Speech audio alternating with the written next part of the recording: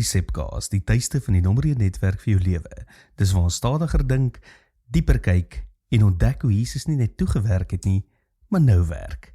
Wanneer mense aan verandering dink hulle gewoonlik aan oomblikke, die groot bekering, die groot besluit, die groot emosionele ervaring. Maar as jy mooi kyk na mense wat werklik verander het, ontdek jy iets verrassend. Die meeste transformasie gebeur stadig. Ons het hierdie hele week oor dit al gepraat. Hierdie transformasie wat stadig gebeur. Petrus verander stadig, Jakobus verander stadig, die disippels verstaan Jesus stadig. Selfs Paulus spandeer jare in voorbereiding voordat sy bediening ontplof. Dis amper asof God minder haastig is as ons. In Filippense 1:6 skryf Paulus, hy wat die goeie werk in julle begin het, sal dit voltooi. Dis ongelooflik hoopvol, want baie mense raak moedeloos met hulle self. Hulle dink, ek behoort al verder te wees, ek behoort al sterker te wees, ek behoort al verander te wees. Maar geestelike groei werk baie so saad, stadig, stil, oor tyd. Die wêreld verkoop kitsverandering, Jesus vorm mense deur lang gehoorsaamheid.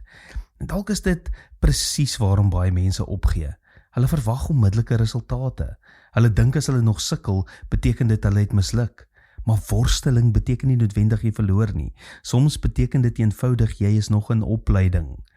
Dink aan enige groot musikant, atleet of 'n kunstenaar. Niemand word 'n meester oornag nie. Grootheid word gevorm deur duisende klein oomblikke van getrouheid wanneer niemand kyk nie. Dieselfde is waar van disippelskap. Dis waarom die kerk so belangrik is. Ons het mense nodig wat ons herinner dat God nog nie klaar is met ons nie. Die Nommer 1 netwerk vir jou lewe beteken dat ons saam groei waar ons bly werk en speel. Ons herinner mekaar. Hou aan opdaag. Hou aan met bid. Hou aan dien. Hou aan vertrou.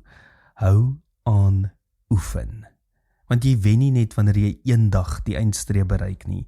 Jy wen elke keer wanneer jy weer kies om Jesus vandag te volg. En dalk is dit die groot geheim van transformasie. Nie perfeksie nie, volharding. En tot volgende week, mooi loop.